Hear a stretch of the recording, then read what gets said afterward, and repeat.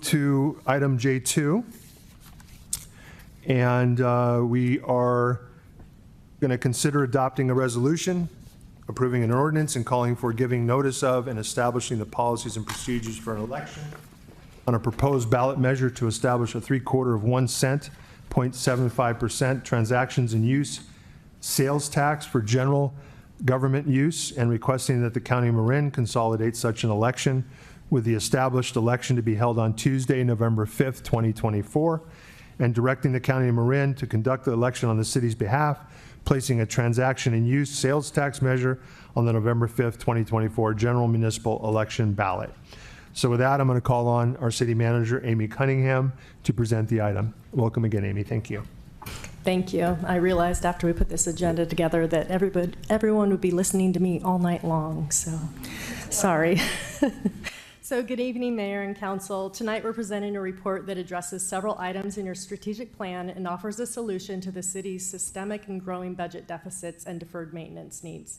As discussed in this report, we've spent several months, in fact, I've spent the last 4.5 years reviewing the city's finances, finding ways to cut or contain costs with limited impacts to the community, and reaching out to the community to explain the city's fiscal challenges and why we're not meeting their needs.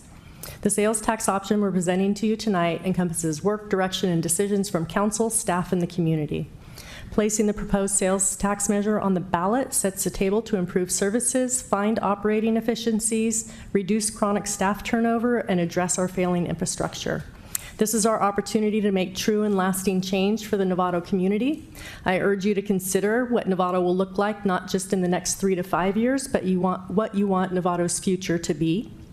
And by approving this carefully considered ballot language and putting the question to voters, you're allowing our residents to decide their future. Last summer, through a series of public meetings, the council adopted a new strategic plan that included a number of initiatives intended to foster fiscal strength and address ongoing systemic budget deficits.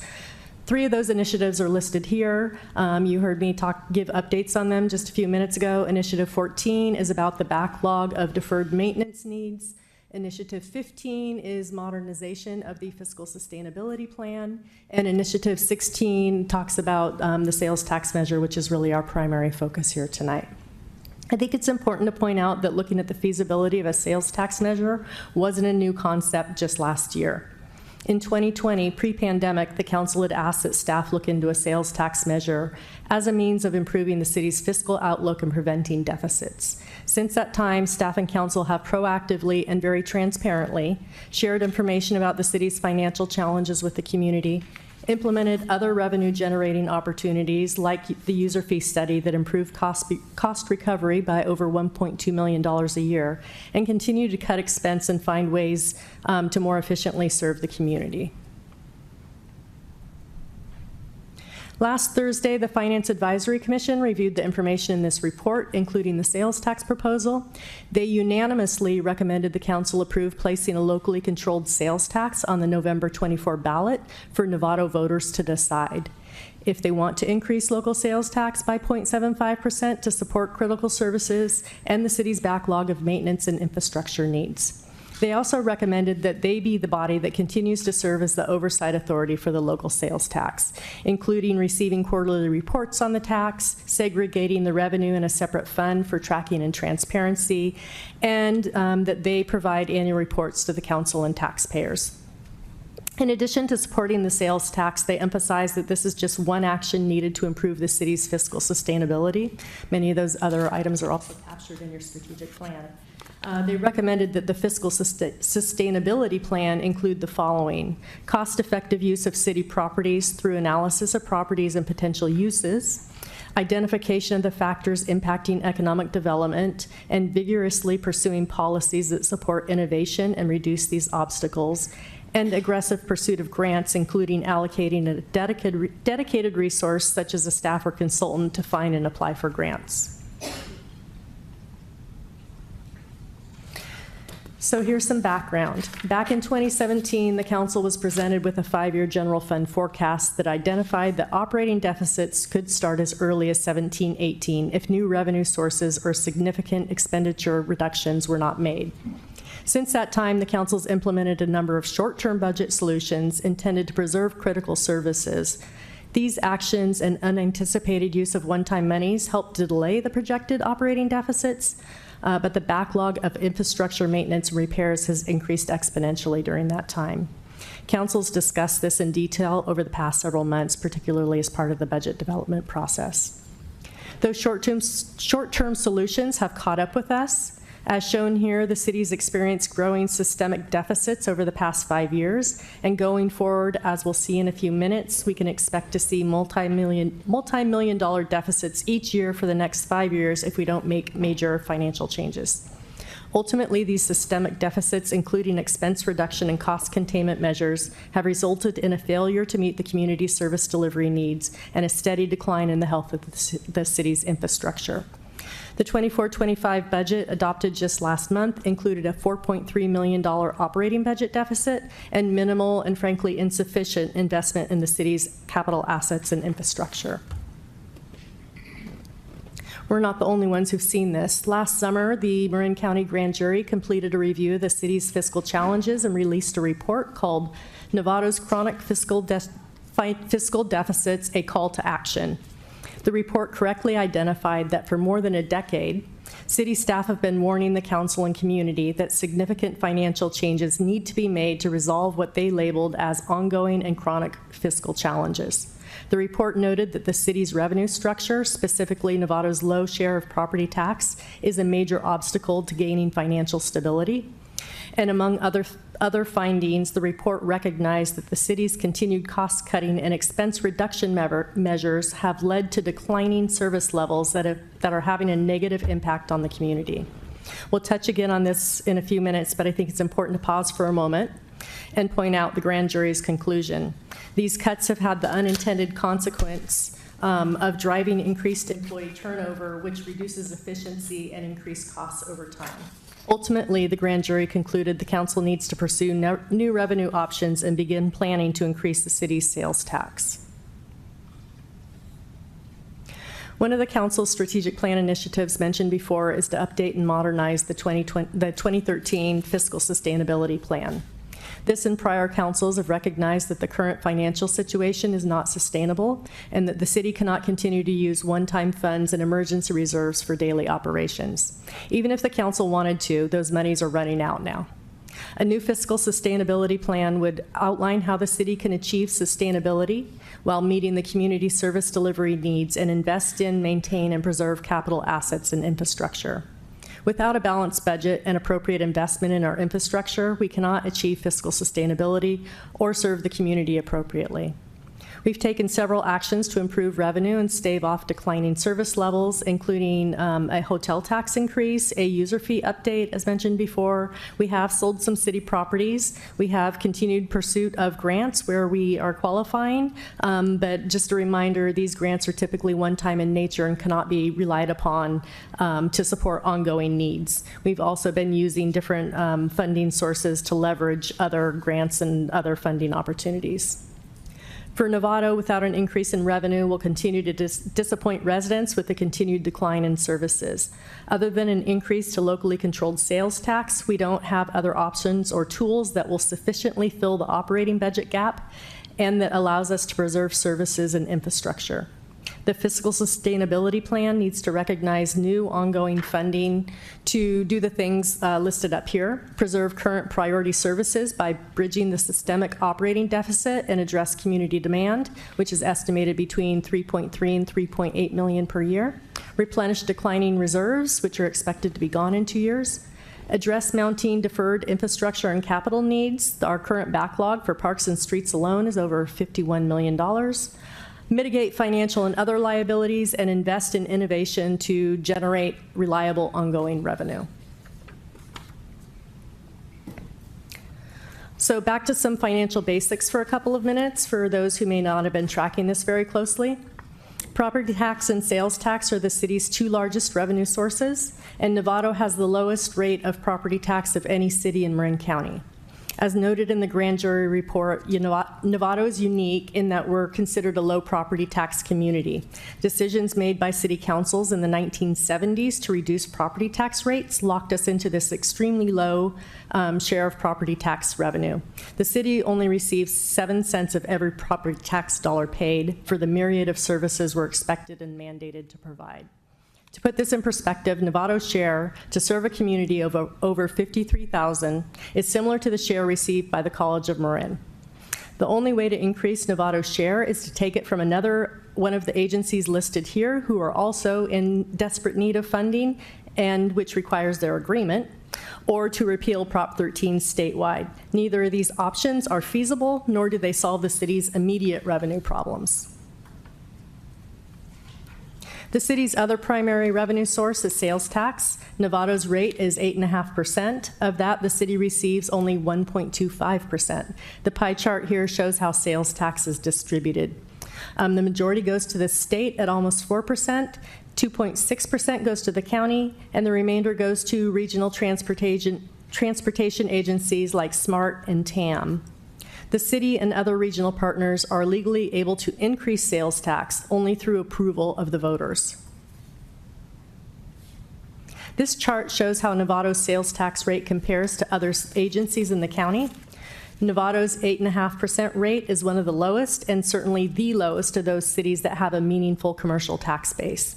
The state cap on total sales tax is 9.25%, as shown up here. And as you can see from this chart, several other cities in the county have already increased their local rates to meet the cap.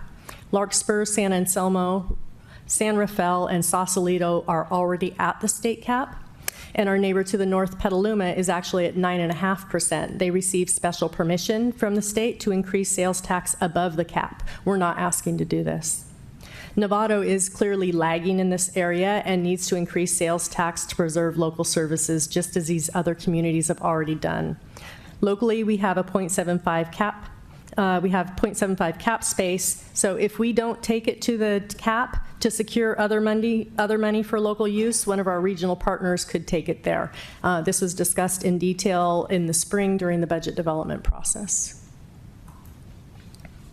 Staff and council have taken many actions over the past decade to contain and reduce costs. One area that's been particularly impactful is loss of Measure F funds.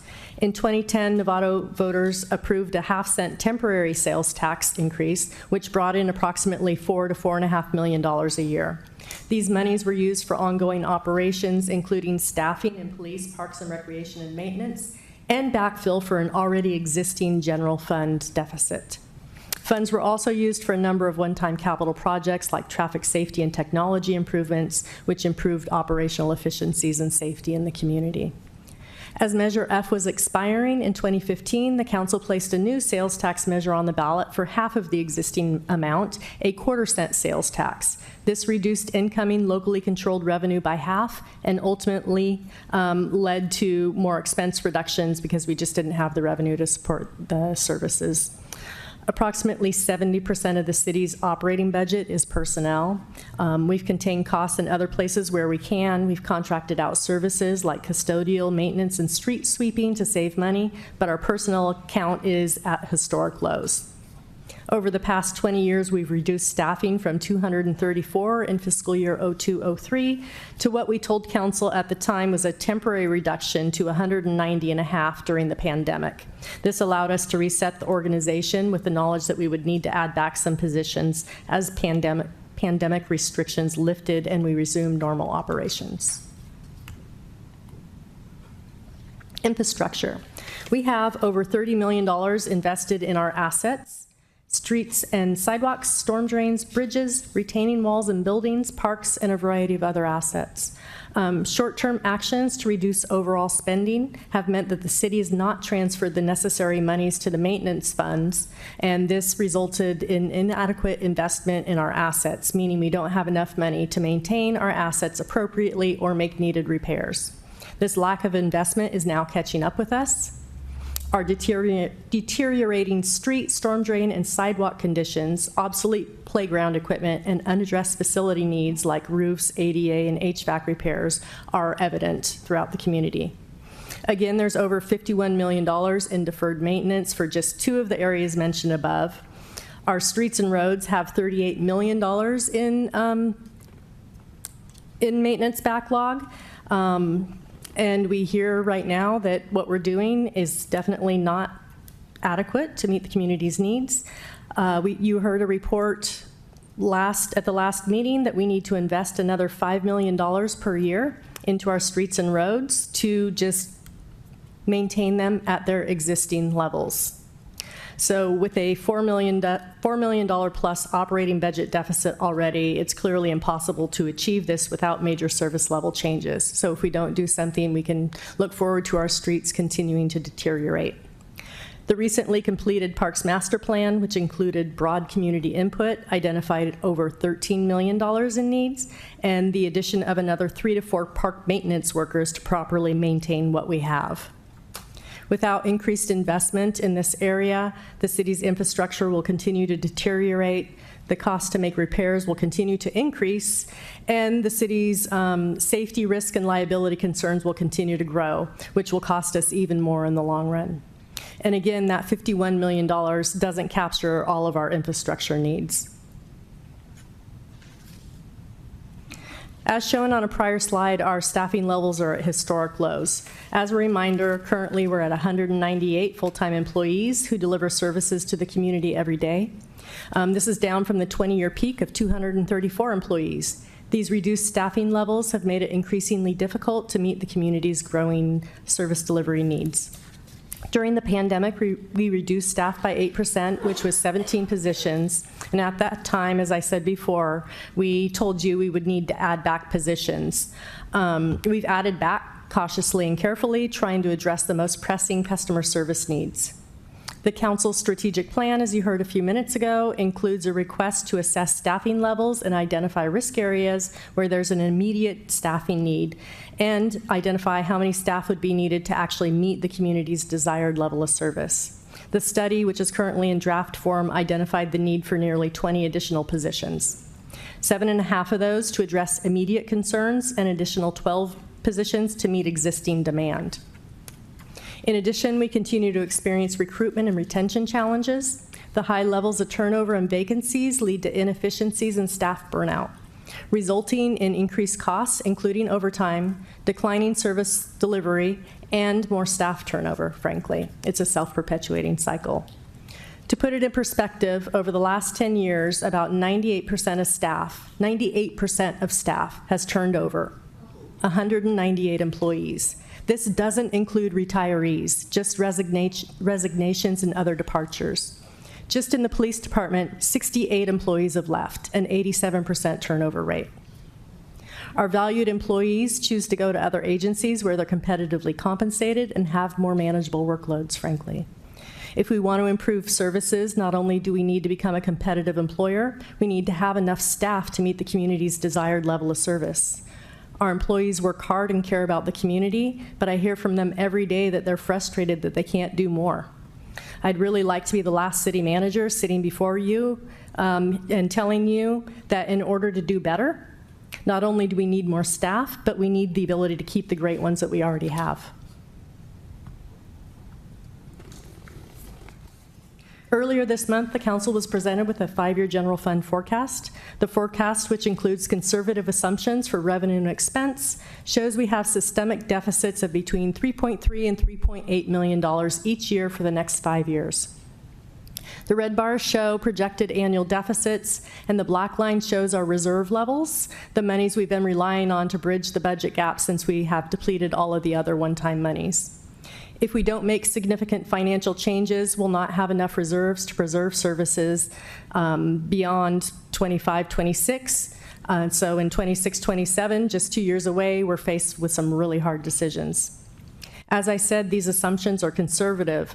Revenue assumes moderate growth based on past history and consultant projections, but more importantly, on the expense side, the projections don't include any unknown labor costs. So this means that no cost of living increases are included in this model beyond this year when our labor agreements expire. It's unrealistic to expect staff to stay serving this community without cost of living increases for the next 5 years. So the projected deficits, if you want to retain staff, will likely be higher in the future. To bridge the current deficit of $4.2 million, we would need to cut 20 or more staff. That would decimate our city service levels. Earlier this month, we presented survey polling results to you. To recap, in May, we engaged a polling firm to determine if voters would support approval of a locally controlled sales tax in Novato. The survey results indicated 80% of respondents said life is good. 66% said that they're satisfied with city services, but I will note that this number's been incrementally declining since 2015, about the time Measure F monies were lost and we began reducing city services. Perhaps a coincidence, perhaps not. And about 60% said they would support a local sales tax measure to preserve services. Given these results, the next step to help solve our budget challenges was to draft ballot language for your consideration, which we've done. Based on the survey results and community input about their priorities, what they want to see in city services, the ballot language above has been drafted for your consideration. Shall the measure continuing locally controlled funding that the state cannot take away and maintaining City of Novato services such as fixing potholes, streets, maintaining 911 emergency response, crime prevention, crime gang prevention, attracting, retaining small businesses, maintaining parks, recreation facilities, enhancing wildfire prevention, and repair aging storm drains by establishing a 3/4 cent sales tax in the City of Novato until ended by voters for general government use, providing an additional $10.3 million annually with independent citizens oversight annual audits be adopted. Keep in mind that there are many legal requirements that must be met in how the ballot language is written. The language as shown here meets all of those requirements, and just quickly, those requirements include a limit of 75 words, must include the words shall the measure and be adopted, must specify duration, in this case until repealed by voters, identify incremental sales tax increase and amount raised annually, and must address a single subject, meaning we can't expand beyond the question at hand. All of this has been reviewed by the city attorney and the county elections department, and they have given it their stamp of legal approval. Based on the survey results and unprecedented input from our community, staff is recommending council approve the ballot language as drafted. We've received questions as we've been out and about what would this look like for a shopper in Novato. And as a reminder, shoppers includes not just our residents, but also people from neighboring jurisdictions. So this slide shows how this could impact you. If you go to Target and you spend $200 on clothing and other household essentials like laundry detergent and cleaning products, you're currently paying $17 in sales tax. If this proposal to increase the tax by 3/4 cent is approved, it would cost you an additional $1.50. Some people have said there are those in the community that can't even afford that additional $1.50 for basic needs. And so we make sure that we share that sales tax is not applicable to groceries, prescription medications, and services such as medical and dental, rents, and other services of that nature. Fiscal accountability, having a finance background, this is an area that's particularly important to me. Transparency and fiscal accountability are important elements in government operations, particularly when it comes to use of taxpayer dollars. In addition to the considerations expressed by the Finance Advisory Commission earlier in this presentation, staff is recommending the existing Independent Oversight Committee, the FAC, or the Finance Advisory Commission, continue to review and report on the use of revenue to ensure that all funds are spent responsibly on general city services consistent with the community's priorities. The ballot language specifically includes these strict financial accountability protections. All funds must stay in Novato for local services only and cannot be taken by the state, the county, or other agencies. And all funds would be subject to independent annual audits and mandatory public spending disclosure. Of course, if the council has other considerations, we can discuss those as part of our fiscal sustainability planning process in a lot more detail. So what does the timeline look like if you choose to move forward with this? This slide shows key dates the council should take into consideration if a decision is made to move forward. August 9th is the deadline to submit the resolution that's before you regarding the ballot measure. August 19th is the deadline to submit primary arguments to the county. August 26th is the deadline to submit rebuttal arguments to the county. And November 5th is election day, the date voters would decide whether or not to approve a locally controlled sales tax to preserve existing services and repair and maintain our infrastructure. As noted before, we have done extensive community outreach. This slide highlights the outreach staff has engaged in over the past year, obtaining feedback from the community about their priorities and informing them about the city's financial challenges has been an extensive and detailed process. From surveys to direct mailers to households to group presentations and small group meetings, and email and social media and website posts, and outreach at farmers markets, concerts, community events, we're confident we've reached as many people as possible to share this information with them. Council's scheduled discussion tonight, in fact, was included in mailers that went directly to people's homes just last week. We've been incredibly transparent that council may consider placing this action before voters and have done our best to solicit feedback from all segments of the community to understand resident and business owners' questions and concerns. Overwhelmingly, the feedback we've received is that our community wants to preserve their quality of life and with appropriate accountability measures would support placing a locally controlled sales tax measure on the ballot so that voters can decide. So staff's recommendation tonight is that the council adopt the resolution approving an ordinance that allows voters to decide if they want to enact a 0.75% local sales tax until repealed by voters on the November 5th general municipal election ballot. Future next steps beyond this, if you choose to move forward or not move forward, I guess, would be to begin discussions about details of the fiscal sustainability plan, including defining your spending priorities, creating the spending plan that assures preservation of city services and community priorities, address the over $50+ million in infrastructure needs, replenish our reserves, which we have depleted, just about depleted, address outstanding liabilities, whether they're risk-related or financial, and create other elements of a plan to assure long-term fiscal sustainability. And of course, creating public accountability provisions. Okay. The actions we've taken to date to resolve the systemic deficits, the extensive outreach we've engaged in, and the community's priorities have all been outlined in this report. These fiscal challenges are not new, as pointed out in the grand jury report. Going back at least a decade, and several city managers, we've been sharing the same information with you. The city's revenue structure is not adequate to deliver services at the level the community wants. The potential for this sales tax is one solution to address this long-standing challenge. I ask that you not kick the can, but take action to start solving the problem. This sales tax language, as written, will give staff the tools and resources we need to start meeting the community's needs if the voters decide that they want to put their trust in us. I urge you to adopt the resolution and let the voters decide. That concludes my presentation. Myself and Jess was somewhere. We're available to answer questions. Thank you, Mayor. Thank you so much. Really appreciate your presentation.